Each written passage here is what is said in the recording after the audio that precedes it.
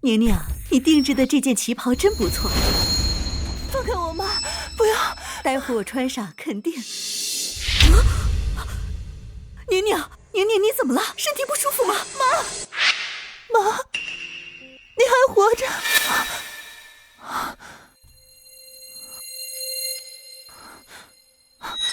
？3月15日，我竟然重生回到了傅老爷子70大寿那天。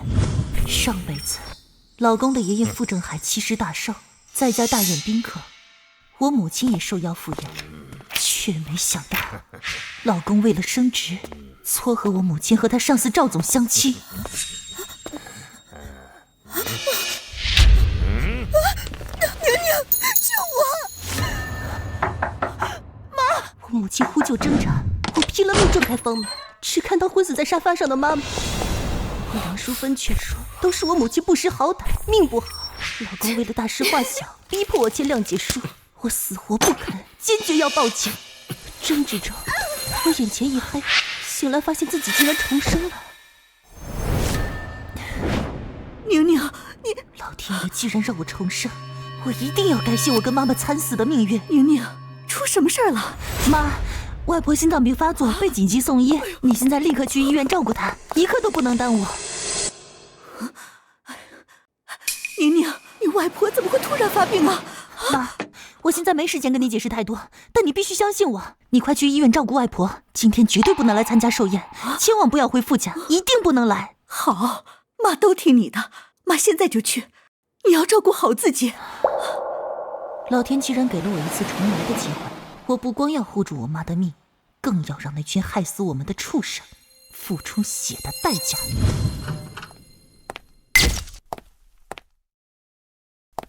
你干什么去了？今天爷爷大寿，你不忙着招待宾客，到处瞎跑什么？傅景晨在哪儿？我哥正忙着呢，忙着给你家攀一桩泼天的富贵。什么声音？没什么，应该是你妈在帮忙招待我哥的贵客，可能在聊天吧。我妈？对啊，我哥公司的大老板赵总也大驾光临了。你妈不是守寡多年吗？我们好心撮合你妈跟赵总，他俩正在相亲呢。不可能，我不是刚把我妈送走吗？怎么会在楼上？难道她又回来了？糟了！哎，你干嘛去？叫你去招待客人听不懂吗？放开我！没听见楼上的救命声吗？王上在救人！嫂子，你别大惊小怪。赵总丧偶多年，身家上亿。前几天你妈去公司给你送饭，赵总对她是一见钟情。正好你妈也守寡多年，说真能跟赵总看对眼了，成就一桩姻缘。你可得好好感谢我们。谁不知道赵总是个老流氓，吃喝嫖赌，打死原配，臭名昭著。你觉得他好，怎么不自己嫁过去？温一宁，赵总可是我的顶头上司，若真能看上你妈，我升职可就有望了。今天是老爷子寿辰，你别得罪了宾客，丢我傅家脸面。傅景晨，那是你岳母，你为了升职竟然把我妈往火坑里推，你还是人吗？温怡宁，你算什么东西，敢打我哥？你这个疯女人！我哥好心给你妈找老伴，让她后半辈子享清福，这是多大的荣幸！荣幸？难道不是吗？你妈守寡多年，本就寂寞难耐，你在这装什么？不知好歹的贱人！闭嘴！不准你污蔑我妈！哼！既然这么荣幸，你怎么不让你妈去陪赵总？哥，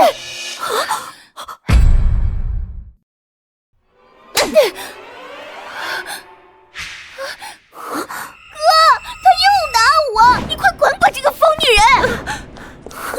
给瑶瑶道歉！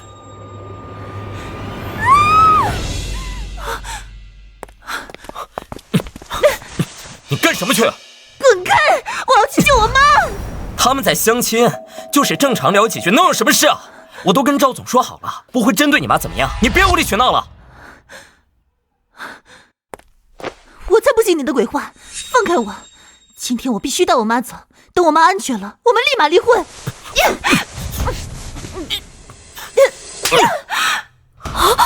离婚？你敢跟我提离婚？对，离婚。温姨娘，能嫁进富家是你8辈子修来的福分，离婚了，你可就是二手货了。你敢跟我提离婚？离，必须离！这个丧门星早该滚出我们傅家了。哥，跟他离了，马上娶小小姐。小小姐温柔贤惠，哪点不比他强？瑶瑶，别这么说，嫂子只是太担心而已，一时急糊涂了。景晨，你别生气，嫂子不是故意的。小小姐，你就是太善良了，别替她说好话了。你对我哥一心一意，比这个心狠手辣的贱女人强10000倍。那我就祝你们天长地久。但今天我必须带我妈走。你要是非得拦我，那就拼个鱼死网破。温姨娘，就算要离婚，也得等老爷子寿辰办完。今天谁也不能破坏老爷子贺寿的心情，更不能得罪我傅家的贵客。我劝你识趣点，别逼我。傅景晨，我也再说一遍，今天我必须带我妈走。你要是再拦我，我就报警了。景晨，你跟嫂子好好说，今天爷爷大寿，满屋子的宾客，要是闹得警察来了，到时候得罪了赵总，既影响你升职，又丢傅家的脸面，多不值当啊！就是，还是小小姐明事理，处处替我哥着想。哪像这个疯女人，眼里只有她那个寡妇妈，根本不顾我哥的前途傅家的脸面。呸！小家精丧门星。小小说的对，赵总是公司大老板，他看上咱妈是天大的好事。我不过是顺手牵个线，要是真成了，我就能升职总经理了。你也跟着沾光，你妈后半辈子吃香喝辣，天天享福。就是，你妈一把年纪了，被赵总这样的钻石王老五看上，偷着乐还来不及呢。乖，听话，别给老公惹麻烦。滚！你为了自己的前途把我妈往虎口里推，你们傅家从上到下全都是冷血无情的畜生！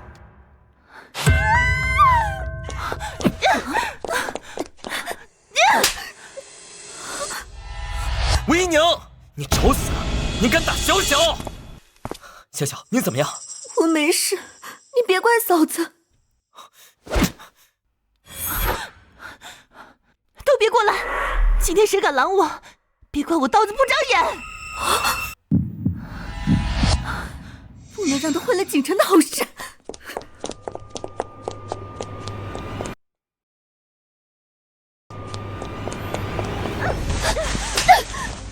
你这个毒妇，你就不为景晨的前途想想吗？景晨怎么娶了你这种丧不星？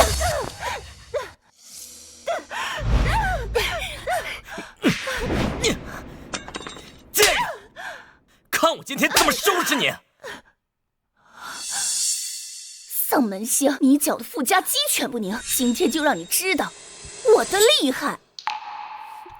你哥要升职加薪，凭什么牺牲我妈去讨好赵总？要去献殷勤，让你妈去啊！什么叫牺牲你妈？明明是你妈穿的花枝招展，故意去赵总面前卖弄风骚，勾引赵总。你妈身上那件旗袍是你给她精心准备的吧？旗袍的确是我准备的，但我妈不是还没来得及换上吗？温姨娘，我最后警告你，你若执意闹下去，别怪我不顾夫妻情义。识相的就乖乖闭嘴，不然有你好果子吃。我妈并没有穿那件旗袍，所以到底是哪里出错了？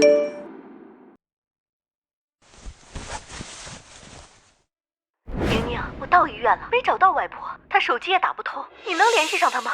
太好了，妈妈没有回来，她去了医院，现在安然无恙。救命！快来救我，儿子！既然里面的人不是我妈，那到底是谁？傅家女眷都在，唯独少了婆婆。难道里面的人是婆婆？今天来了很多客人，里面会不会是无辜的宾客？赵总心狠手辣，万一出事就糟了。不行，我不能让无辜的宾客受到牵连，这是做人的底线。傅景晨，你现在立刻进去阻止赵总，里面的人不是我妈，很有可能是来参加寿宴的无辜宾客。一旦有客人在傅家出事，你和傅家都要承担责任，到时候你追悔莫及。你就是想骗景晨进去打扰赵总相亲，你以为我们会相信你的鬼话？再说了，赵总就是和你妈相亲聊聊天而已，你大惊小怪做什么？就是，到时候你妈嫁给赵总，你也跟着沾光，变成富二代了。等赵总成了我岳父，公司总经理的位置就是我的囊中之物，到时候傅家也能更上一层楼，简直百利而无一害呀！无耻！温姨娘，你别不识好歹，等赵总当了你继父，你荣华富贵享用不尽时，可要念着老子的好。咦，怎么没声了？景晨，看来你岳母被赵总哄得服服帖帖了，这就对了嘛。识相的才有好日子过。你妈肯定是被赵总的魅力折服了，这会儿没准两人生米已经煮成熟饭了。我最后一次劝你们，立刻进去阻止赵总，里面的人真的不是我妈。一旦无辜宾客在傅家出事，后果不堪设想。够了，你少在这里危言耸听了。爷爷的寿宴快要开始了，你赶紧去给我招呼客人去。瑶瑶，救我！里面的声音怎么这么像我妈？里面的声音怎么这么像我妈？肯定是我听错了。哥，你别再被这个女人骗了，她就是个搅家精、丧门星，把咱们家搅得鸡犬不宁。你赶紧跟她离婚，娶潇潇姐，潇潇姐比她好10000倍。景晨，你别为难，我只希望你好，不管你做什么决定，我都支持你。温一宁，你闹够了没有？等寿宴结束，我立马跟你离婚。离婚？正如我意，这个婚我离定了。但现在我必须进去，里面的人真的不是我妈，是无辜的人，再晚就来不及了。你还在撒谎！我没有必要骗你们，我现在就给我妈打电话，开免提，让你们听清楚。你少在这里装模作样演戏骗人，谁会信你的鬼话？温一宁，你还敢耍花样？你们简直不可理喻！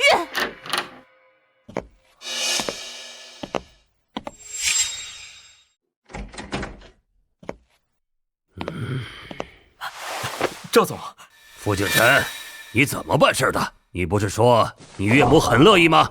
怎么还跟老子搭桥？赵总，我岳母她怎么了？怎么了？让她喝个酒扭扭捏捏的，老子要不是看她徐娘半老，风韵犹存，哼，才懒得浪费时间。扫兴！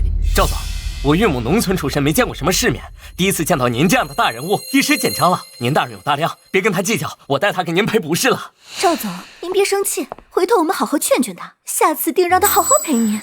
那您看今天这相亲，马马虎虎吧，不过你们还得劝劝他，都一把年纪了，别装什么矜持。老子喜欢更主动点的，不然你这升职加薪可就没指望了。是，赵总，您慢走。你妈真是不知好歹，居然敢得罪赵总。哥，那老妖婆就是装清高，不识抬举的东西，狠狠打一顿，看她还敢不敢装。瑶瑶说的对，就是欠收拾。怎么急得怕了？早干嘛去了？刚才不是挺横的吗？这会儿怂了？嫂子，早知道这样，刚才就该乖乖听话，何苦闹成这样呢？现在知道担心了，晚了。你妈不识抬举得罪赵总，就算没死也得脱层皮，这就是跟我作对的下场。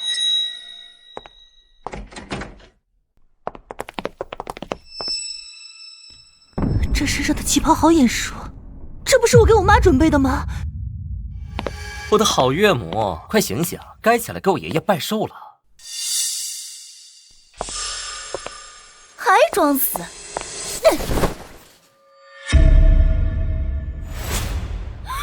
妈！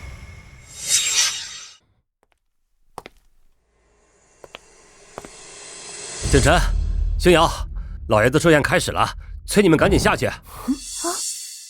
知道了。星瑶，走吧，赶紧去给爷爷祝寿。你既然要跟我离婚，就没资格再给老爷子祝寿。你给我留在这里，好好劝劝你那该死的妈。你们确定不看看这人是谁？除了你妈还能是谁？一个老妖婆有什么好看的？还装死不同情。就是有什么好看的？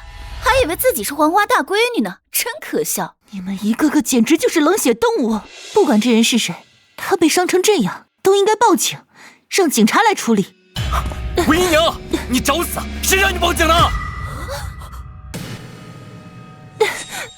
警察同志，温一宁，我警告你，今天的事，你若是敢报警，敢把事情闹大，我让你们母女俩都没好下场。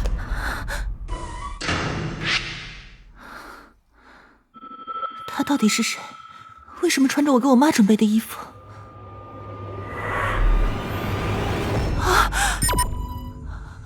婆婆！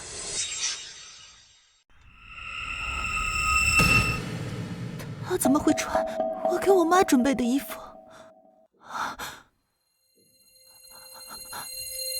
还有一口气，必须尽快抢救。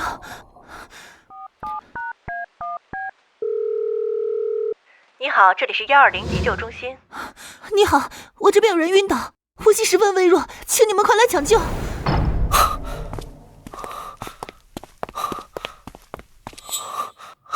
爸，我妈呢？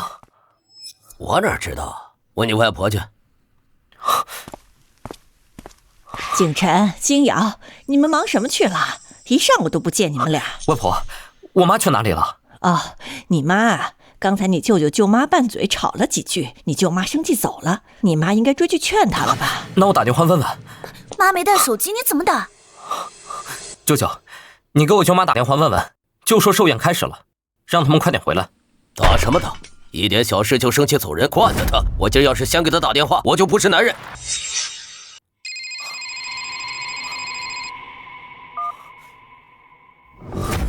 什么？叫他们先等等，我马上过去。哥，我也去。景晨，来了。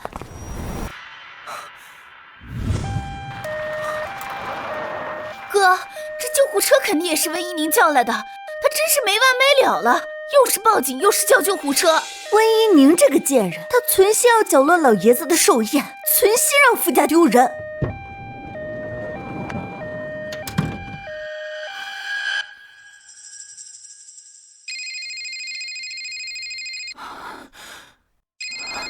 肯定是救护车到了。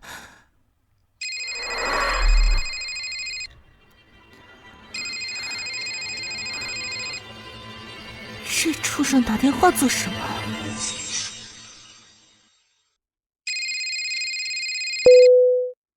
温一宁，你问警察干什么？还有救护车？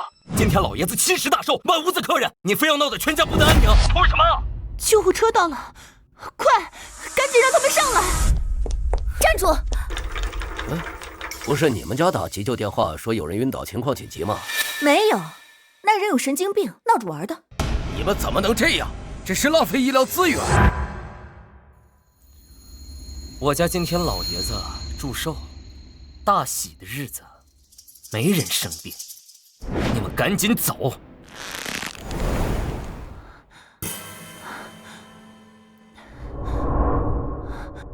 傅景晨，晕死过去的人是你妈，你赶紧让医生上来，否则你妈就没命了。你总不想让老爷子的寿辰变成你妈的死期吧？温一宁，你还在撒谎！我外婆都说了，我妈跟我舅妈在一起，你是不是得失神疯了？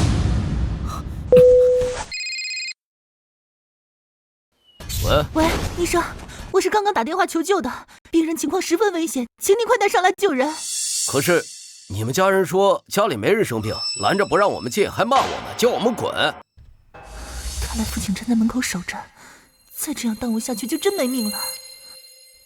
医生，那这样吧，我赶紧把人背下去，你们等我一下，千万别走。行吧，那你快点，我们等着。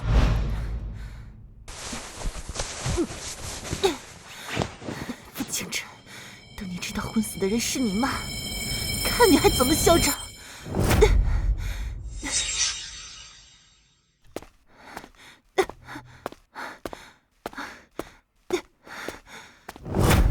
快，人来了！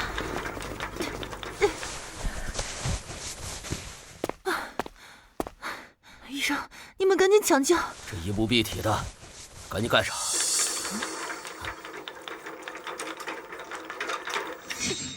装的还挺像，可是我怎么感觉不像是装的？那老妖婆好像确实昏死过去了。不可能，绝对是装的。赵总不是下手没轻重的人，他来参加爷爷寿宴，怎么可能没点分寸呢？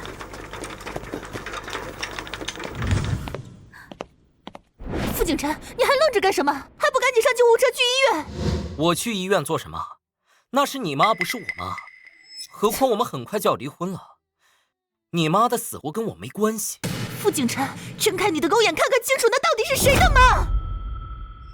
当然是你妈。如果是伯母的话，你会这么积极好心的救她，还亲自背她下楼？对，如果那真是我妈，你别说帮忙救援了，你巴不得我妈早死吧？我最后一次提醒你们，现在救护车上的人就是你妈梁淑芬，你如果不赶紧跟去，恐怕连你妈最后一面都见不到。你个贱人，别再演戏了！该死的人是你妈！你别想混淆视听哄骗！别再侮辱我妈！魏姨娘，你再敢对小小动手试试！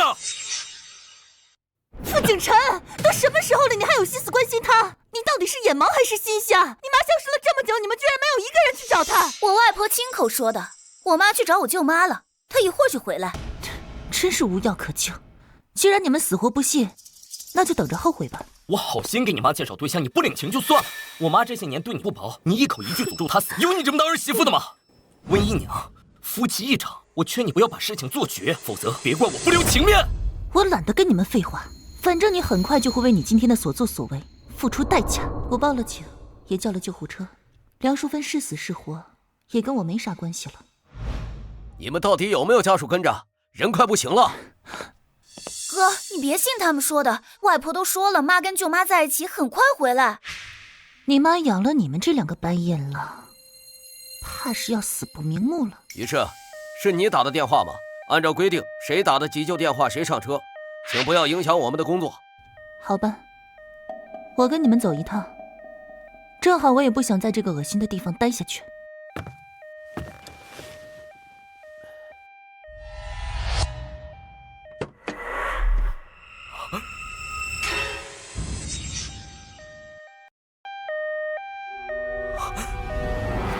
妈，哥，你怎么了？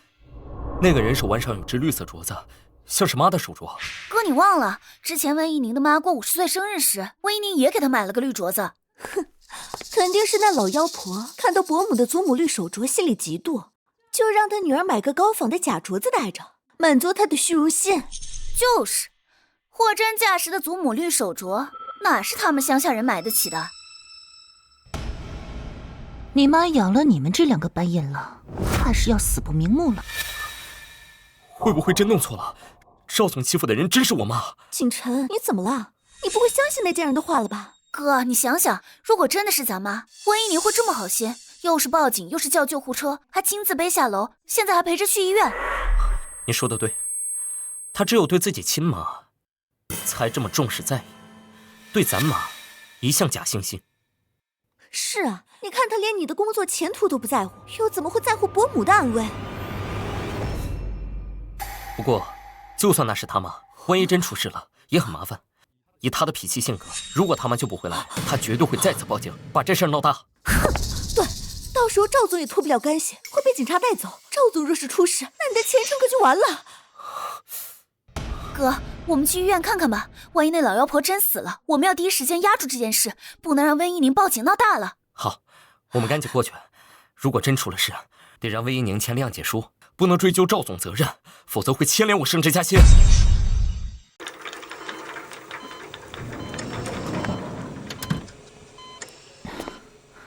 医生，这是患者儿子的电话，有什么问题你们找他吧，我还有事先走了。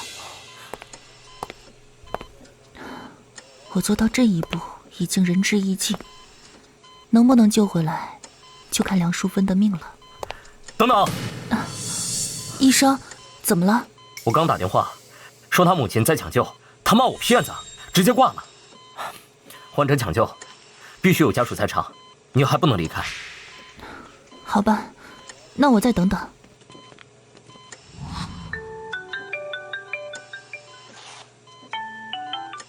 宁宁，我终于联系上你外婆了，她没发病啊，正跟老姐妹在公园打太极呢。你为什么说外婆突发疾病送医院了？妈，外婆没事就好。宁宁，你从哪里得到消息说外婆病发入院？妈，这件事说来话长，我在电话里解释不清。你既然找到外婆了，那就陪着外婆不要走开。记住，你千万不要去傅家，我有事会给你打电话的。宁宁，你是不是出什么事了？你千万不要瞒着妈。妈，我好好的，没事儿，你别多想，等我消息就行。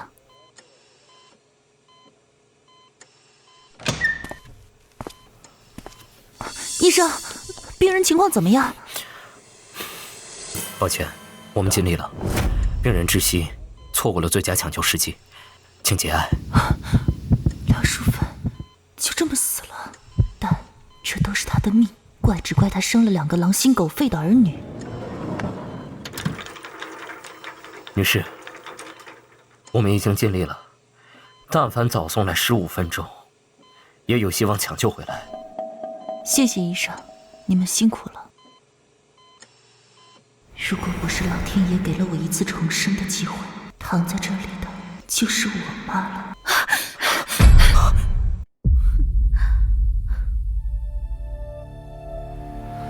傅景晨，你来干什么？当然是来给你妈那个老妖婆送终。畜生！贱人，你凭什么动手打人？住手！这里是医院，你们家人去世了，你们不伤心哀悼，还有心思吵吵闹闹，到底还有没有人性？你说什么？人死了？如你所愿，你妈确实死了，你们来的正好，赶上给她送终。可惜连最后一面都没见到。你胡说什么？死的明明是你妈！你是伤心过度，神经错乱了吧？死的人到底是谁？你掀开看看不就知道了。人真死了？怎么会呢？赵总不过是跟他相亲吃顿饭而已。死了就死了，他命该如此，怪不得别人。真是无可救药。到现在，他们还以为受害者是我妈。傅景晨，我早就说过，你会后悔的。他原本还有一口气，若是及时送医抢救，或许还有生还的可能。但你们非要拦着救护车，耽误了宝贵的救援时间，才酿成惨剧。他是被你们兄妹还有那个绿茶婊一起合伙害死的。你放屁！明明是你妈自己命不好，怎么能怪我们？我们好心给她介绍相亲，有错吗？到底是谁的妈命不好？你们掀开白布看一眼不就知道了？怎么，你不敢了？你害怕了？行，我有什么不敢的？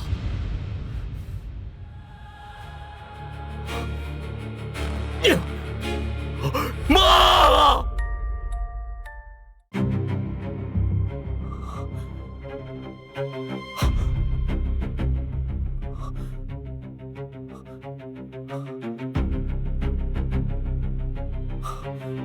喂，爸。景晨呐，你们还要多久回来啊？赵总找你喝酒，谈谈你升职加薪的事儿，你赶紧回来。叫他快点儿，我可没那么好的耐性。真的？赵总同意我升职了？不过赵总说，你再把你岳母叫来，陪他喝杯酒，升职就是板上钉钉了。你赶紧把你岳母叫来。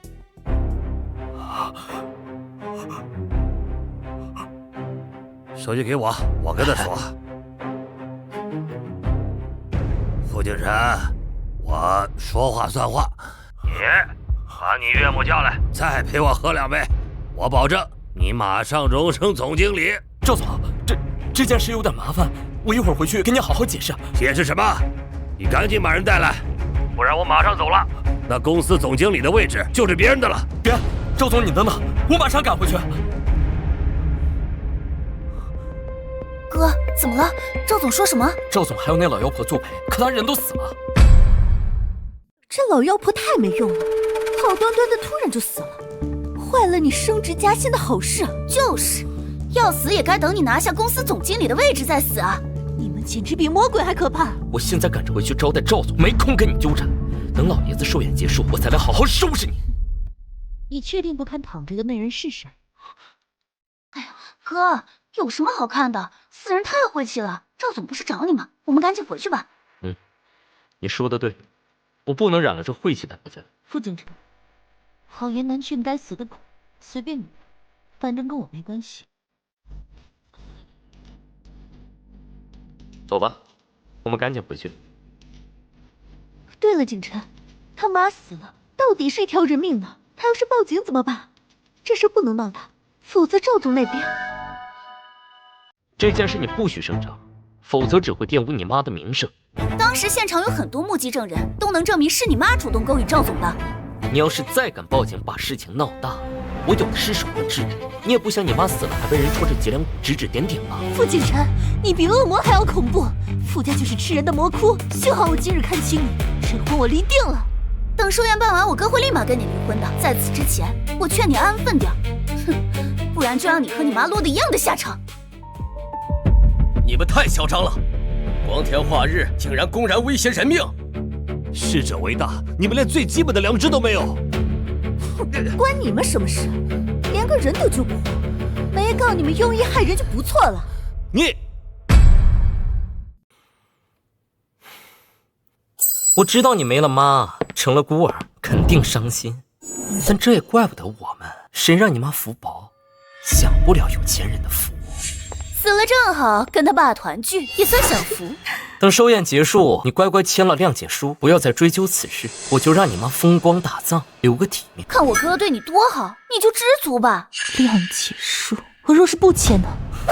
不签，想讹我？敢不签，就把你妈尸体扔江里喂鱼，让她死无葬身之地。好啊，我等着，等最后你们发现死的是自己亲妈，怕是要苦短肝肠，恨不得以死谢罪吧。走，赶紧回去了，一会儿惹怒了赵总，我什么都没了。想不到梁淑芬的一生竟这般惨淡收场。请问你是逝者什么人？我是他儿媳，不过很快就是前儿媳了。这么说，刚才那男的是逝者的亲儿子？天底下怎么有这样禽兽不如的儿子？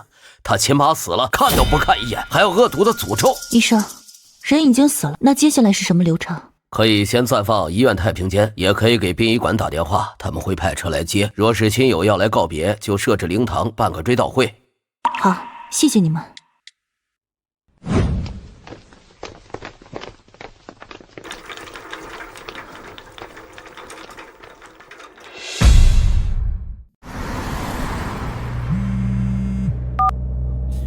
温一宁，你又想干什么？傅景琛，殡仪馆把你妈的遗体运走了，你最好通知下你家里的亲朋好友，让他们尽快到殡仪馆接你妈最后一面。你有病吧？死的是你妈，又不是我妈，还想让我家里人过去吊唁？你在前几都死绝了。这个贱人还不死心！今天是爷爷70大寿，多么喜庆的日子，他非要你去殡仪馆那种晦气阴森的地方。我只是出于人道主义通知你，信不信是你的事儿。一条人命被你们活生生害死了，这是谋杀，警察一定会追责的。温一宁，你要是敢报警，我弄死你，让你一家3口去阴曹地府团聚。景琛，如果他再报警怎么办？这事儿一闹大，赵总肯定要被抓进去，那你也前途尽毁了。是啊，哥，不能让他报警，我们要赶紧去殡仪馆阻止他。可是赵总还等着我，再不回去，他若是生气走人，肯定又是赵总在催了。喂，爸，景琛呐，你怎么还没回来？赵总要走了。你告诉傅景琛，老子今天非常不爽，他那总经理的位置别想了。赵总，我很快就回来，您别生气啊。儿子，赵总已经走了。都怪温一宁那个贱人，他妈得罪赵总，他又坏我好事。要不是他把你骗去医院，你也不会怠慢赵总，失去了升职机会。景琛，你赶紧给赵总打个电话，多说点好话，看看还能不能挽回。我这就打。完了，赵总不接电话，那怎么办？我们现在直接去找赵总说情吗？当务之急是去阻止温一宁报警，否则事情闹大，赵总可就真完了。相反，我们拿住了赵总的把柄，没准还能让他改变主意，继续提拔你哥。小小你真聪明，我怎么没想到这个？哥，还是小小姐对你好吧，设身处地为你着想。小小，等我跟那贱人离了婚，马上娶你，你想要多少彩礼我都给，还有5金，随便你挑。谢谢你，景琛。不过我们还是先解决掉温一宁这个麻烦再说。可是怎么解决？那贱人太有心机了。我现在给他打个电话，先把他稳住，以免他报警，然后我们过去想办法逼他把谅解书签了，这样他就没法追究责任。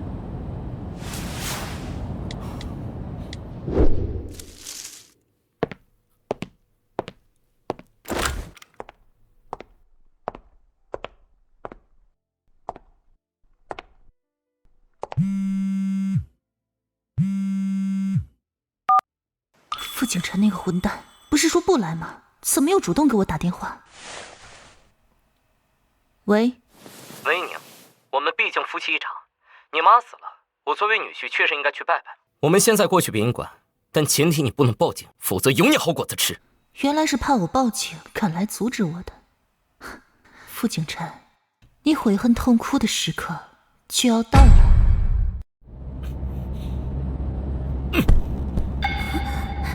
哥，他怎么说？他什么都没说，直接挂了。亲妈都死了，估计是太伤心了，真是可怜啊。那是他咎由自取，要不是他，我也不会得罪赵总，失去晋升机会。对，这笔账我们一定要算。他想骗我们去殡仪馆，8成是要逼着我们给他妈磕头道歉。哼，我们偏不，我们不但不让他如愿，还要搅得他妈在黄泉路上不得安宁。小小姐，你是不是有主意了？对付温一宁这个贱人，我倒是有个办法。傅景琛，只要你们敢来，就会留下板上钉钉的证据。这怎么回事？是家属来了吗？你们是什么人？来干什么？这里是灵堂，请庄重点。打我！我报警了。老二，别跟女人一般见识。我们收了钱只做分内事，不要节外生枝。我的好嫂子，节哀顺变。从今以后，你就孤家寡人一个了。你现在是不是很后悔跟我哥提离婚啊？他后悔也没用了，你们母女俩毁了景琛的前途，景琛这辈子都不会再多看你一眼。等你们离了婚，景琛马上就会娶我，他还说要给我88万彩礼呢。那恭喜你们，我说过，天长地久，你们最好永远锁死。你骂谁呢？别以为你死了骂我就不敢打你。小小姐，别跟个可怜虫一般见识。傅景琛，你来都来了，确定不去看看那躺着的到底是谁？怎么，你还想说躺在那里的是我吗？没错，躺在那里的人就是梁淑芬。事到如今，你看一眼就真相大白了。他这么肯定，难不成躺在这里的人真是我妈？怎么，你害怕了？你个大男人连去看一眼的勇气都没有。景琛，你别信他的鬼话，他就是想骗你过去掀开白布，看看他妈惨死的样子，好博取你的同情，让你给他妈道歉赔罪。就是，没准他等会儿还要狮子大开口，跟我们索要巨额赔偿。你们真是无可救药。温姨娘，你费尽心思把我们骗来殡仪馆，不就是想逼我们给你妈道歉吗？我告诉你，没门儿！你更别想要任何赔偿。你们母女毁了我的前途，简直是老子的克星！老子没一把火烧了这灵堂，就已经是仁至义尽了。你自己没本事，就会甩锅怪别人。为了前途，把自己的亲妈送上领导的床，真是丢人。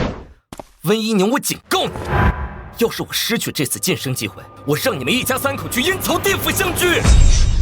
哥，你跟他扯这么多做什么？赶紧叫他把谅解书签了，不能让他再继续追究这事儿。对，景琛，赶紧让他签谅解书，我们好离开这儿。这鬼地方阴森晦气，我一刻也不想待。温姨娘，看在我们夫妻一场份上，你出言不逊我就不计较了，但你必须签下谅解书，保证不再闹事，也不能追究任何人的责任。谅解书？对，谅解书。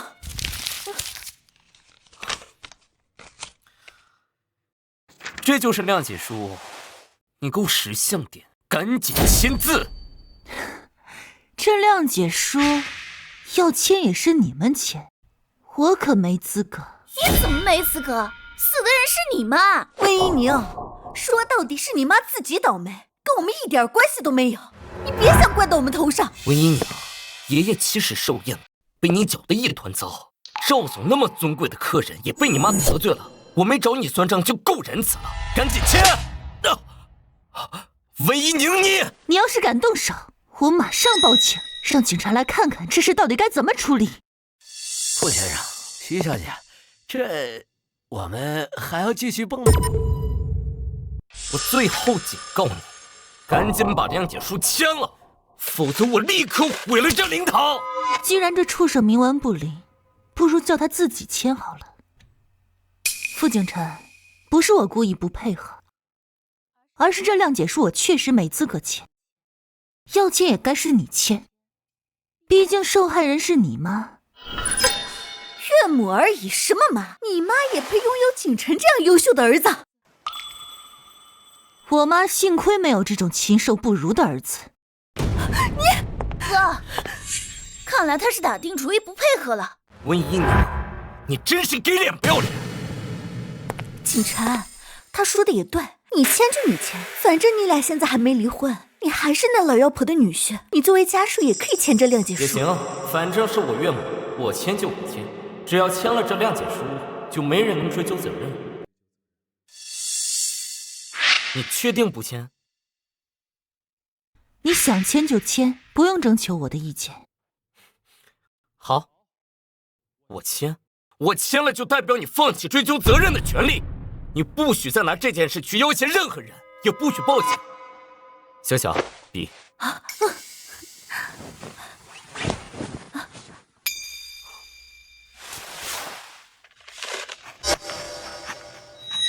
傅景晨，我真好奇，当你发现真相后，会是什么反应？你看清楚，谅解书我已经签字了，今天的事到此为止，赶紧把你妈火化下葬。这一批火化也需要家属签字。傅景晨，既然你这么喜欢签字，那就再签一个火化同意书呗。温姨娘，你搞清楚，躺在那里的是你妈，火化同意书当然是你签字。如果我签字了，你妈现在就会被送去火化。等你们发现真相，你们连最后一面都没见到，那岂不是又要找我拼命？你还敢诅咒我妈？看我不教训你！傅新阳，你妈那么宠你，你对你妈就没半点关系。从事发到现在，你们明明有很多机会可以阻止悲剧的发生，可你们就是不愿出手，生怕救的人是我妈。现在，你妈躺在那里很久了，你们有时间有精力跟我叫嚣，就是不肯过去看一眼。你们到底是不相信我的话，还是害怕死的人真是你妈？你们成了刽子手，潜意识中逃避。你胡说，是不是胡说？你转身走几步路，掀开那白布就能证明。哥，你说他这么肯定，你说会不会真的？瑶瑶，不会的，你别信那个贱人的话。温姨娘，你还废什么话？谅解书都签字了，赶紧让你妈火化下葬，别在这膈应人，晦气死了。景晨，他不是让你签火化同意书吗？你就签，签完字把人一烧，这事儿就尘埃落定了。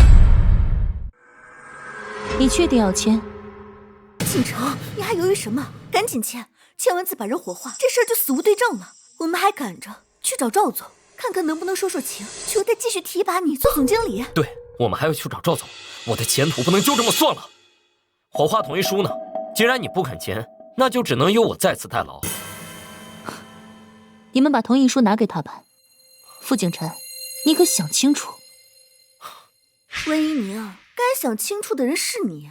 若不是你一再挑衅我们说不定还能大发慈悲，让你抱着你妈的尸体哭一晚。现在你妈很快就要烧成灰了，你以后再也见不到你妈了，想想就可怜。行，既然你们已经签字，那按照程序，遗体就将送去火化了。你们确定不再多看一眼吗？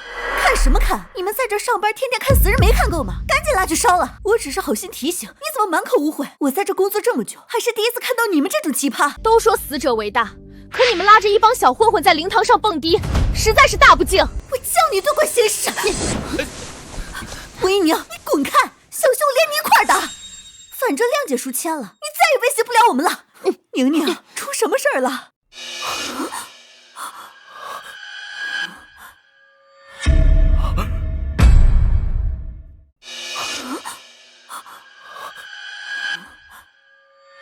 这是怎么回事？他不是死了吗？尸体还在那躺着。哥，我是不是眼花了？他怎么还活着？他没死，他还活着。那死的人是……妈，你来了。我看到你的微信，说你婆婆出事了，就赶紧过来。宁宁，他们看到我怎么吓成这样？因为他们做贼心虚。宁宁，到底出什么事儿了？为什么你婆婆好端端的会突然去世？还有这些小混混是怎么回事？谁弄来的？在灵堂上蹦迪，太过分了！梁淑芬是被自己儿女害死的，至于这些蹦迪的小混混，也是傅景晨他们请来的。什么？傅景晨自己请人来这蹦迪的？他疯了吗？或许吧。滚！还不给我滚！你有病啊！是你请我们来的，滚！再不滚，我弄死你们！走。傅景晨，你的报应开始了。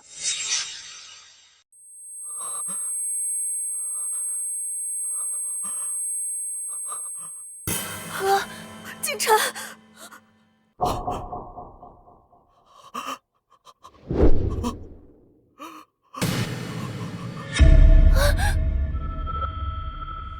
妈，怎么是你啊？你醒醒，醒醒啊！妈，为什么是你呀，妈？妈，你醒醒，妈，你快起来！怎么会这样？怎么是我妈？我居然害死了我妈！景晨，这到底是怎么回事？我明明从门缝里看到，在里面陪赵总的就是魏一宁的妈，怎么会变成伯母？景晨，你问我，我问谁啊？是你口口声声说你亲眼看见陪着赵总的人就是魏一宁的吗？可为什么现在死的是我妈？景晨，这都是你害的，是你害死了我妈！我不是的，景晨，你相信我，我不是故意的，我也不知道是怎么回事，我真的看见是魏一宁的妈在。事实摆在眼前，你还想推卸责任？不是的，景晨，你听我说，这里面肯定有阴谋，肯定是魏一宁那个贱人害死伯母的，肯定是魏一宁搞的鬼。魏一宁如果要害死我妈，为什么又好心救我妈？就是你，是你一直跟我们保证说里面的人是他吗？我们才没信魏一宁的话。瑶瑶，怎么你也不相信我？从小到大，伯母对我那么好，在我心里，她跟我妈的地位差不多，我孝敬她都来不及，怎么可能故意害她？真是狗咬狗，一嘴毛。傅景晨，你现在总该相信我的话了。被赵总欺负的人一直都是你妈，我一直想救你妈，是你们非要拦住我不让我救。我们也是被误导的，都怪徐小小那个贱人。我跟我哥几次都要相信他的话了，准备去救了，都被你拉回来。徐小小，都怪你，你要对我妈的死负主要责任。不是的，瑶瑶，我真的不知道房间里的人是伯母，否则我肯定第一个冲进去救。景晨，你相信我，我真不是故意的，我那么爱你，我怎么可能故意陷害伯母？贱人，你害死我妈，我这辈子都不会再原谅你。傅景晨，你作为梁淑芬的亲儿子，自己不关心亲妈死活，还好意思怪别人？徐小小固然有错，但罪魁祸首就是你和傅星瑶。妈，你醒醒，我不要你死，你快醒醒，你一定是在跟我们开玩笑。妈，傅景晨，前世你害我母女惨死，这一世你总算自掘坟墓，害人害己。景晨，瑶瑶，你们看，这件紫色旗袍，这不是魏一宁给他妈准备的衣服吗？怎么会穿在伯母身上？魏一宁，我就说是你故意害伯母的，是不是你骗他穿上这件紫色旗袍，故意误导赵总，误导我们的？你可真会推卸责任。景晨，瑶瑶，就是他才是害死伯母的罪魁祸首。哥，这件紫色旗袍确实是温一宁给他妈准备的。温一宁，你简直蛇蝎心肠！我妈平日待你不薄，你至于恨她入骨，要她去死吗？温一宁，夫妻一场，我没想到你居然如此心狠手辣。就算你对我不满，你冲着我来就行了，为什么要害死我妈？傅景晨，你摇一下头，看看两边的猪耳朵会不会扇到脸。你跟你妹都是猪脑子吗？徐小小说什么你们就信什么。之前他说被赵总欺负的人是我妈，不是你妈，你们深信不疑，结果害死了你妈。我那是被误导的。现在真相大白，你们终于知道死的人是你妈了，可你们又听他煽风点火，把矛头对准我。别忘了，我是唯一一个从头到尾都在努力营救你母亲的人。哼，你要是个男人，现在真应该跪在我面前给我磕头。既然你无辜，那你说说，为什么你给你妈准备的衣服会穿在我妈身上？我也纳闷呢，为什么我给我妈准备的衣服却被你妈偷穿了？要不你追去黄泉路上问问你妈。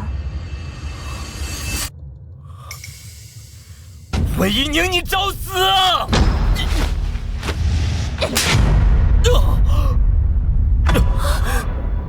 这一巴掌是替你妈教训你的，打你禽兽不如，害死亲妈，不忠不孝。这一巴掌是替我妈教训你的，打你攀附权贵，牺牲岳母，狼心狗肺。这一巴掌是替我自己教训你，打你虚情假意，背信弃义，薄情负信。景琛，你别信他的话，他就是要故意害死伯母，否则为什么会那么凑巧？他刚好把他们提前送走，伯母就穿了这件紫色旗袍，这不是……徐小小，我真是低估了你的恶毒，明明是你煽风点火误导他们兄妹，而我一直在努力纠正你们，结果现在你倒打一耙，要把罪责推到我身上。就是你提前设计好的，否则你如何解释那件紫色旗袍穿在伯母身上？明明是你故意误导我。对，你给你妈准备的衣服为什么会在我妈身上？肯定是你故意骗她穿上的。我骗你妈穿上的。你想弄清楚事情真相，查查你们家的监控不就知道了。不过我猜测，大概是因为你妈跟你姑姑撞衫后，她回房换衣服，结果看到我给我妈准备的这件定制旗袍，就偷偷穿走了。可是没想到，这件旗袍阴差阳错成了她的丧服。不可能，我妈又不是没衣服穿，至于看上你妈那件破烂货？傅景琛，你确定不查查监控？难道你不想知道你妈到底是如何惨死的？景琛，你打开监控看看，肯定是魏一宁骗伯母穿上的。等证据摆在眼前，看他还怎么狡辩。对，哥，打开监控查回放，用证据锤死他。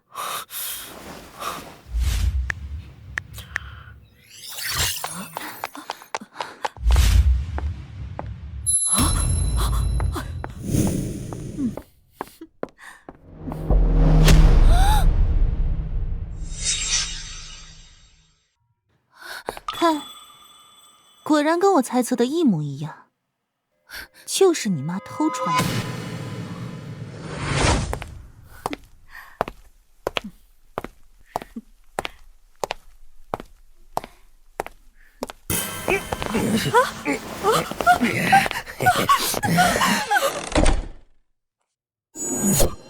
妈！景琛，是赵总认错了人了，不怪我。我当时看到被赵总搂抱的女人穿着紫色旗袍，我就以为是魏一宁的妈。刚才不是说要拿证据锤死我吗？现在好了，倒把你妈锤死了。她要是不偷穿那件紫色旗袍，也不会丢了小命。不可能，我妈有的是大牌衣服，才不稀罕你给你妈准备的破烂货。你妈衣服是挺多，可你妈是学人精，你不知道吗？你在胡说什么？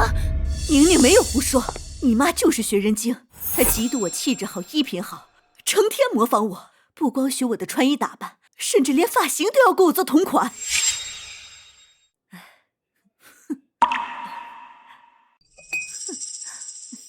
所以今天她肯定是怕被我抢了风头，就故意霸占我女儿给我准备的旗袍，结果没想到，就因为她太像我，反而惹祸上身。再加上你们一个个心肠歹毒、冷漠自私，不愿相信我女儿的话，最终害死了你妈。你们跟那个赵总，全都是杀害你妈的凶手。不可能，就是你们的错。为什么死的人不是你？我妈就是被你害的。我要杀了你，为我妈报仇。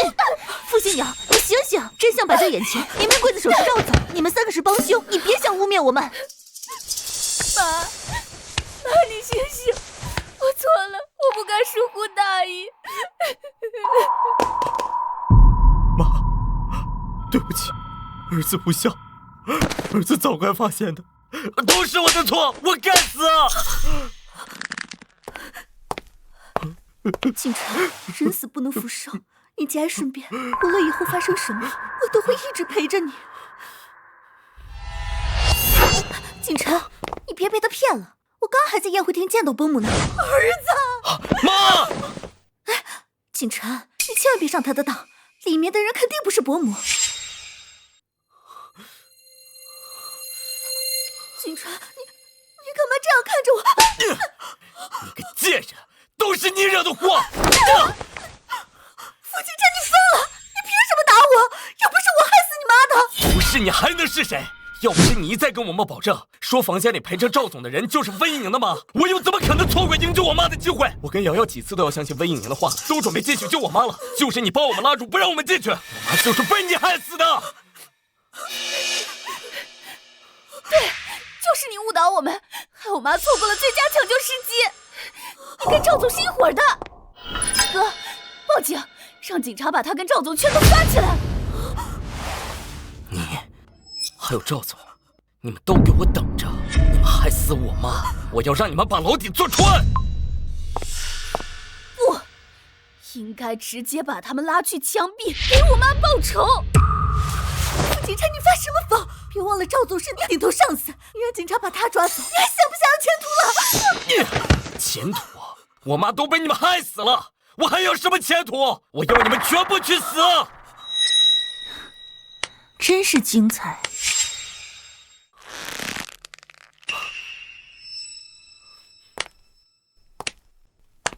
傅景晨，徐小小可是你的青梅竹马，你不是很快就要跟我离婚，准备娶她吗？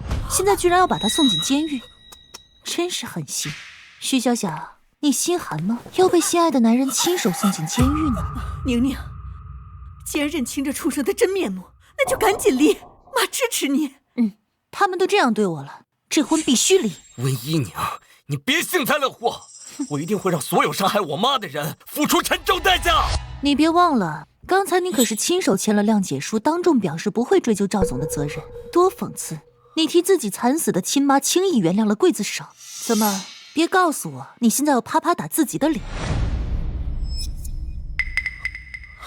傅景晨，你干什么？拿来吧你！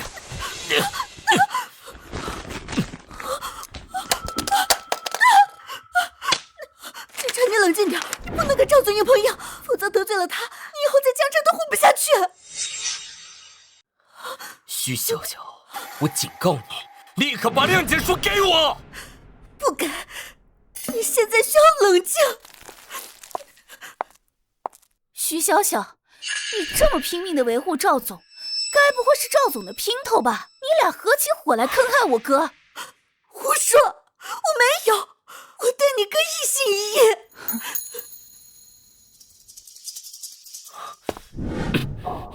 景晨，你听我一句劝，事情已经这样，没必要闹大。我们可以用伯母的死去要挟赵总，让他继续提拔你当总经理。良心是个好东西，可惜你们都没有。哥，我来帮你。你个贱人，我妈就是被你害死的，你等着坐牢吧。贱人，敬酒不吃吃罚酒。景晨，不要！我现在就打电话报警。徐小小，你给我等着，等着跟赵总一起把牢底坐穿。哥，谁打电话来？是外婆。外婆肯定是找不到妈了，打电话来问她。可是我妈已经死了，外婆若是知道这个消息，肯定接受不了。外婆，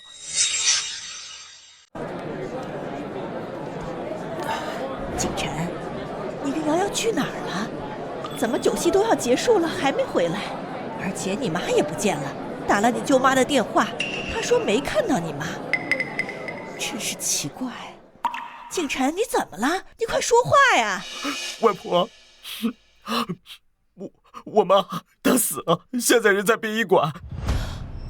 什么？谁死了？你在胡说什么？今天是你爷爷70大寿大喜的日子，你别乱开玩笑。我没胡说，我妈死了，就在殡仪馆。你们赶紧过来见她最后一面吧。妈，你怎么了？景晨说了什么？谁死了呀？快去殡仪馆！淑芬死了，我的女儿死了！啊！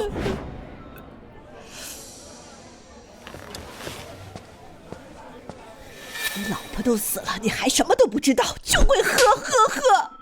谁死了？淑芬？她不是在家吗？没良心的东西，连自己老婆都认错。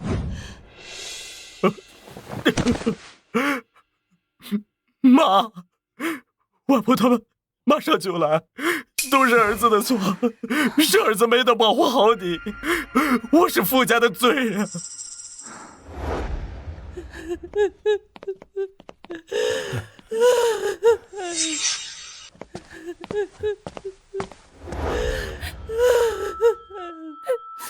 外婆，我妈死了。外婆，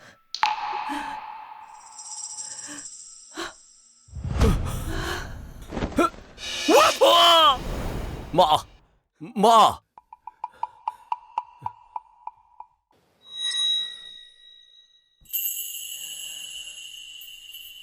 淑芬，我的淑芬啊！淑芬，你醒醒，这到底是怎么回事啊？好端端的，为什么突然人就没了呀？姐，怎么会这样？怎么会死得不明不白？淑芬，这到底是怎么回事？淑芬，你怎么了？好端端的，你为什么就走了？这到底是怎么回事？是谁害死我老婆的？这就要问问你的宝贝儿子了。明明是你破坏了我的计划，害死了我妈，我是受害者。是你的宝贝儿子亲手把自己的妈送上了赵总的床，结果被赵总一不小心给捂死了。什么？陪赵总的人不是刘美兰吗？原来你们家所有人都知道这件事，你们合起伙来算计我妈。这都不是重点，重点是既然弄错了人，为什么不中途阻止？我想尽办法阻止了，可你的宝贝儿子跟女儿都不肯相信我，一口咬定陪着赵总的人就是我妈。赵总离开后，他们明明都进了那间房，亲眼看见人躺在地上昏死过去，都不肯救一把。我要报警，哼，还被傅景晨摔了手机。你们刚才你们这里有人打电话报警，话没说完就挂了，听起来像是遇到了危险，我们过来看看。不可能吧？你们他们铁了心不管我妈的死活，结果遭了报应，害死了梁淑芬，都是活该。韦一宁，你够了！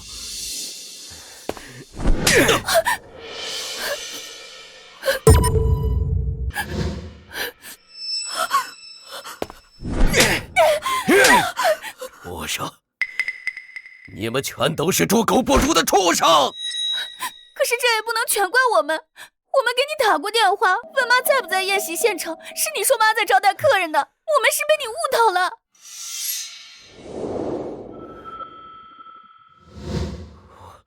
我那时确实看到你妈在宴会厅啊。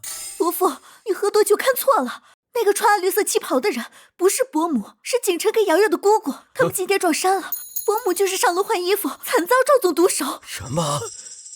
这么说，是我的错？都怪你们，你们没有一个人关心淑芬，但凡你们多关心一下她，也不至于在自己家里被人凌辱致死啊！外婆，我们也问过您，您说我妈跟舅妈在一起。什么？是我害死了我女儿淑芬啊！妈，对不起你啊！也怪我，我要是不跟我老婆怄气，早点打电话问问她，我姐或许还有希望。原本梁淑芬的命还有一线希望，可是什么？既然有希望，为什么不救我女儿？傅景晨他们下楼去吃席了，我一看昏死的人是梁淑芬，马上打了急救电话，医护人员很快赶来，可是又被傅景晨他们拦在门外。他们依然以为昏死过去的人是我妈，还觉得我妈是故意装死，就为了扰乱老爷子的寿宴，为了膈应全家。我一再强调是他妈性命垂危，让他们赶紧放医护进来抢救，可他们就是不听，我只好自己背着梁淑芬下楼交给医护。梁淑芬酒精过敏，又被枕头捂到窒息，如此一耽搁，等送到医院已经来不及了。你个畜生！就算前面我误导你了，救护车都来了，你去看一眼能怎么样？你个不孝子，我打死你！爸，这事不能全怪我哥，我跟我哥几次都要相信温怡宁的话了，是徐小小，是徐小小一再阻拦我们，非说被赵总欺负的人不是我妈，说温怡宁是故意骗我们才会一时疏忽。事到如今，你还推卸责任？他说什么你都信？他让你去死你就死吗？爸，你怎么能帮着外人说话？事到如今，说这些都没用了，还是赶紧报警，让警察来处理这事，为死者讨回公道吧。对，报警，必须把那个王八蛋抓起来，让所有欺负我女儿的人都付出代价。一旦报警，我肯定也会被抓走的。不行，不能报警。赵总有权有势，我们斗不过他的，得罪了他，只会被他疯狂报复。你算什么东西？我傅家的事轮不到你一个外人插嘴。我看你是怕警察来了，你也被抓走吧？警察来了，你们兄妹俩也别想逃脱。你们跟赵总是一伙的，从一开始就打算牺牲温怡宁的妈，你们也是帮凶。只不过人算不如天算，你们想害别人，结果害死了自己的妈。报应都是报应。幸好你要跟他离婚，我看他跟那个赵总一样，都是畜生。是啊，幸好要离婚了。前世我的遭遇比徐小小还惨，重来一回，我总算扭转了命运。警察吗？我要报案，我老婆被人害死了。住手！肆意殴打他人是违法的。看来傅景晨是把所有的怒气跟悔恨都报复在徐小小身上了。是啊，他太歹毒了，简直下死手。警察同志，把他抓起来，他是杀人凶手，他害死了他亲妈。警察同志，你们弄错了，是要把那个女人抓走，她害死了我老婆。还有赵总，赵光明，他是杀害我妈的直接凶手。还有他，温怡宁，若不是他，我妈也不会死。傅星瑶，你是不是神经错乱了？你妈的死跟我有半毛钱关系吗？到底谁是凶手，谁是受害者？警察同志，就是他。要不是你把你妈送走，我妈就不会死。而且你明明有机会救我妈，就是你故意耽误了我妈的死，你必须负责。对，瑶瑶没说错。就算他们不听你的话，你也可以来找我们去阻止赵总。可是你没有，你耽误了时机，也要负责任。傅大山，你简直黑白不分，你们傅家没一个好东西。哎呦，谁让你一声不吭把我老婆送到殡仪馆的？要不是我们及时赶来，恐怕连最后一面都见不到。傅大山，刚才看你骂儿子女儿，我还以为你们傅家总算有一个清醒的，没想到你们家都是一丘之貉。我警告你，对我爸尊重点。你连自己老婆都能认错，有什么资格指责别人？我用尽全力护着梁淑芬时，你在干嘛？在跟人喝酒吹牛吧？够了，都别吵了！到底是谁打电话报警的？死的人又是谁？电话是他打的，但他们嘴里没有半句实话。我来说明事情经过，并且我有关键证据。死的人是叫梁淑芬，是我婆婆。她被一个叫赵光明的男人侮辱猥亵，并用枕头活活捂死。而这些人全都是帮凶，尤其是他梁淑芬的儿子傅景晨、女儿傅新瑶以及徐小小。傅景晨跟傅星瑶是死者的亲生子女，可他们见死不救，事后还把罪责推到我身上。他胡说！他们不光故意杀人，还想毁尸灭迹？再来晚点，死者就要被烧了。文一宁，你给我闭嘴！谁故意杀人了？说话要有证据。证据？你刚刚不是还用手机查看了监控吗？那就是板上钉钉的证据。哥，你赶紧的！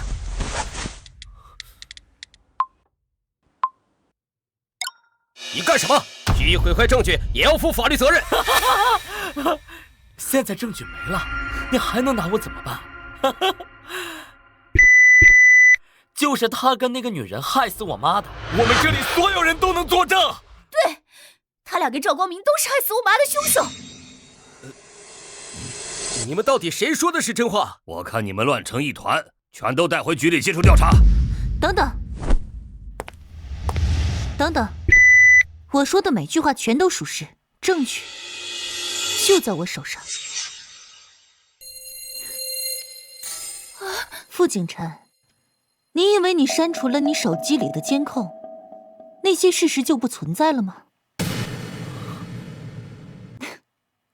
你别忘了，家里的监控是我出资安装的，即便你能删除，我作为管理者也留有备份。哥，怎么办？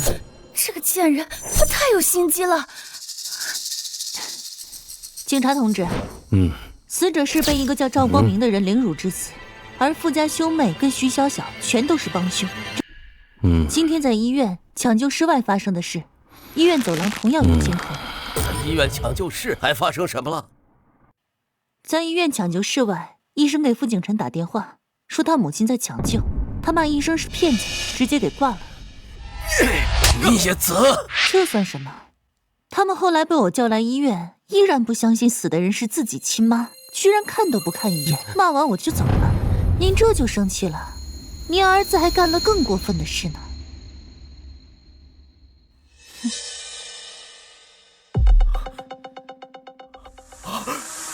文一宁，你太坏了！证据没了，你别想再害我！警察同志，我能先拿回我的手机吗？傅景琛，你以为毁掉了摄像头，证据就能销毁了？刚才在这里发生的一切，早就同步到我的手机里了。各位，这是今天发生在灵堂上的事情。都说死者为大，可是傅景琛三人丧心病狂，在灵堂上蹦迪唱歌，侮辱死者。他们对自己犯下的恶行没有一点点反省跟悔恨，对生命没有最起码的尊重。这种草菅人命的行为，实在令人发指。傅景琛，你们太过分了！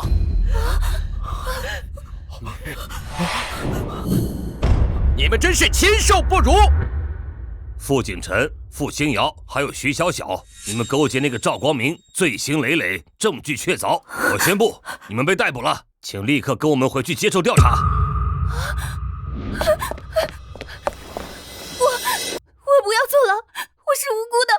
你们要抓就抓赵总跟徐小小，不要抓我。娘娘，老婆，你别这样。都说一日夫妻百日恩，你不能这样对我。我知道错了，我已经付出代价了。你帮我跟警察求求情，我不想坐牢。别用你沾满鲜血的双手碰我！老婆，我错了，我真的错了。老婆，你肯定不舍得我坐牢，你快跟警察求求情，这都是误会，是误会啊！如果今天我没有及时将我妈送走，如果今天躺在那里的人是我妈，你还会觉得这是误会吗？老婆，我错了，你再给我一次机会。你不会。你只会逼我签下谅解书，不让我报警，不让我得罪赵总。你根本不会在乎我跟我妈的性命安危。老婆，傅景琛，我真庆幸在今天认清了你，否则我一辈子都被你毁了。不是的，嫂子，我们只是一时鬼迷心窍，被徐小小那个贱人迷惑了，我们没想伤害你妈妈。嫂子，求求你看在我们是一家人的份上，去跟警察求求情，我不想坐牢。你们犯下滔天罪行，情理法理都难容，等着把牢底坐穿吧！嫂子，求求你！爸，救救我！警察同志，你们弄错了，是我报的警，我报警是想让你们抓那个徐小巧跟这个温一宁，不是让你们抓我儿子跟女儿啊！现在证据确凿，就是你儿子跟女儿犯的错，凭什么抓别人？你们应该好好感谢温小姐，被你们那样污蔑，人家还在想办法救你老婆。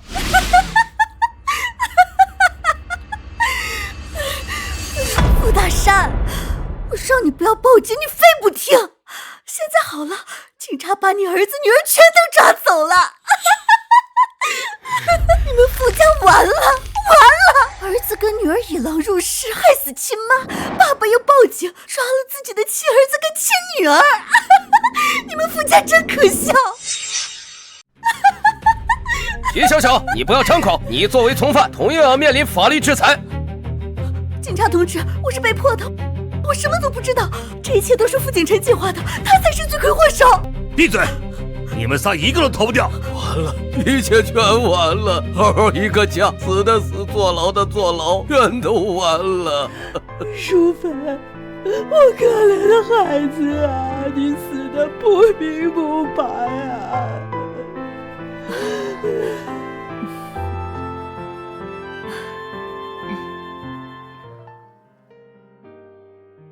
宁宁，吃点水果。谢谢妈。折腾这么久，你跟傅景辰总算离婚了，跟傅家也彻底断绝了关系。我听说梁淑芬下葬后，梁家跟傅家也老死不相往来了。现在傅家就剩2个老头子，日子过得可惨了。那都是他们应得的。确实，一家子没一个好东西。幸亏你离婚了，不然你现在就是傅家的免费保姆。啊，妈，我去开门。打扰了，温小姐。张警官、李警官，你们好，快请进吧。警察同志，你们好，请坐。2位警官，请喝茶。谢谢，温小姐，我们今天来主要是跟你们通报一下案件进展，以及后续需要你们配合的事情。好。经过我们全方位的调查审理，案件已经水落石出，判决也已正式生效。主犯赵光明涉嫌故意杀人罪、强制猥亵罪、寻衅滋事罪等等，被判处无期徒刑。从犯傅景辰策划协助赵光明故意杀人，而且还存在包庇嫌疑人、故意毁坏证据以及侮辱尸体、污蔑诽谤等多项罪名，判处有期徒刑20年。20年？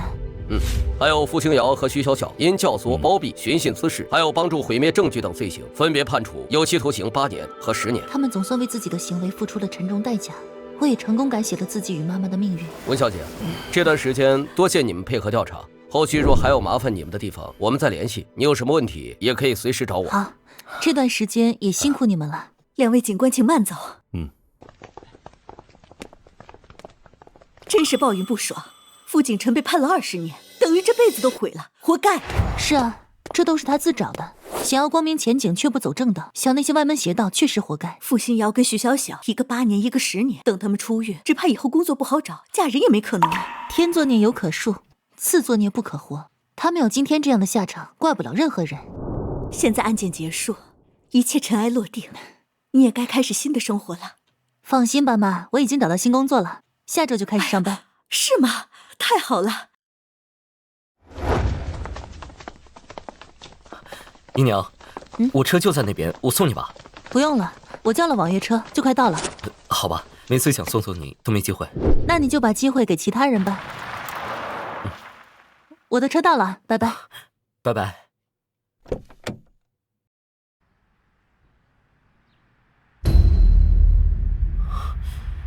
跟上前面的网约车。张警官怎么会突然打电话来？难道当年的案子还有遗留问题？喂，张警官你好。温小姐，有件事跟你说一下，希望你最近稍微注意点。什么事？我刚从监狱那边得知，傅景辰被查出胃癌晚期，申请了保外就医，也就是说他现在出狱了，在外面医院接受治疗。什么？傅景辰得了胃癌晚期？真是恶人自有天生。傅景辰作恶多端，连老天爷都看不下去了。是的，医生说他就剩下3-5个月的光景，我怕他破罐子破摔，故意报复你。好，知道了，我会注意的。原本我以为傅景辰要坐20年牢，想着没那么快出来就没搬家，谁知他得了绝症，申请保外就医，这么快就出来了。不行，我得立刻跟妈说一声，让她务必小心。喂，宁宁，我做好晚饭了，你下班了吗？妈，张警官刚才给我打电话，说傅景辰得了胃癌，申请了保外就医，他担心傅景辰会偷偷逃出医院来报复我们，让我们最近小心一些。什么？傅景辰得了绝症出狱了？可以这么理解。总之您在家小心些，有人敲门一定要问清楚。好，我知道了。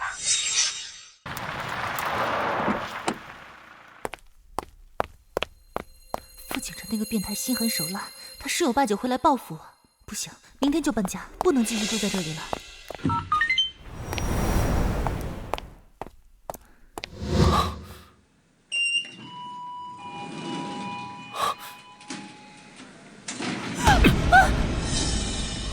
傅景琛，果真是你！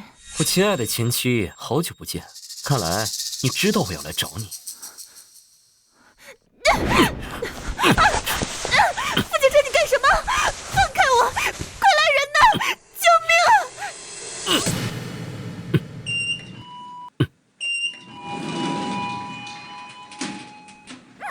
啊！你再叫一句，我马上送你见阎王！我不对，但你有什么事我们可以去外面说。去外面？你是怕我伤害你妈？老子费了好大的功夫才逃出来，就是要杀了你们母女两个，跟老子去黄泉路上做个伴儿。他已经走火入魔，变态神经了，千万不能再刺激他，必须先慢慢安抚，再找机会逃生。傅警察，我听警察说了，你得了癌症，出来是治病的。你消息很灵通啊。其实现在医疗技术很先进，不少癌症都可以治好，你不要泄气，还是先配合治病要紧。看不出来你还挺关心我的，难不成你还爱着我？你下班时黏着你的男人是谁？你新交的男朋友？你跟踪我？是啊，我跟踪你2天了，看你日子过得这么开心快乐，我只能像只老鼠一样躲在阴暗里偷窥。你知道我的心情吗？走，我陪你回家，问候一下我的前岳母。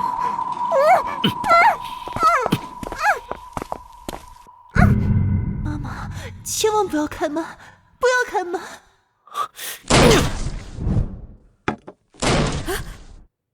这是谁来？敲门这么粗鲁？难道是傅景琛那个畜生来了？哎呦！谁呀？妈，不要开门！宁宁，是你吗？找死！你再敢动一下，我直接杀了你！是傅景琛，那个畜生挟持了宁宁。傅景琛，是不是你？你马上放了宁宁，否则我跟你拼了！我的好岳母，我特意来看望你的，你就用这种方式迎接我？快躲进房间，大姐别出来！不行，妈不能丢下你不管。傅景琛，你不要伤害宁宁，你有什么不满冲我来！把菜刀放下，否则我现在就杀了他！不要！看来你是不想要你女儿活了。别伤害宁宁，我听你的。我这就把菜刀放下。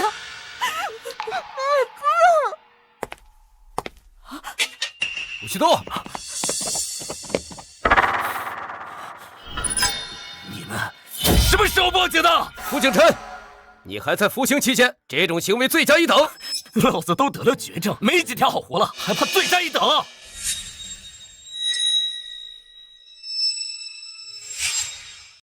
张警官，求你一定要救下我女儿。您放心，温小姐不会有事的。今天就是天王老子来了，也别想救下魏宁，老子死也要拉个垫背的。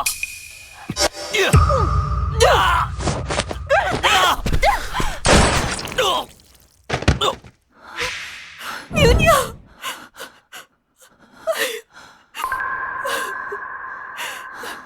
妈，我没事，一点皮外伤而已。幸亏张警官来得及时。不许动！温小姐，你怎么样？要不要叫救护车？不用，谢谢你，张警官，你来得太及时了。我给你打完电话不久，就听同事说傅景琛躲过看护，偷偷逃出医院了。是的，你给我打电话时，他已经在我公司那边等着了。对，我马上想到他肯定会来找你，为避免打草惊蛇，我没敢给你打电话，直接带了同事过来。幸好来得及时。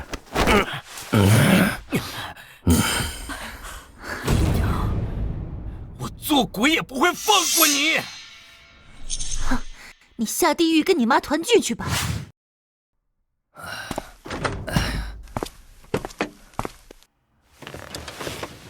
温小姐，东西都搬上车了，我们出发去你的新房子。好，谢谢师傅。妈，我们要住新家，开始新生活了。以后一切都会越来越好。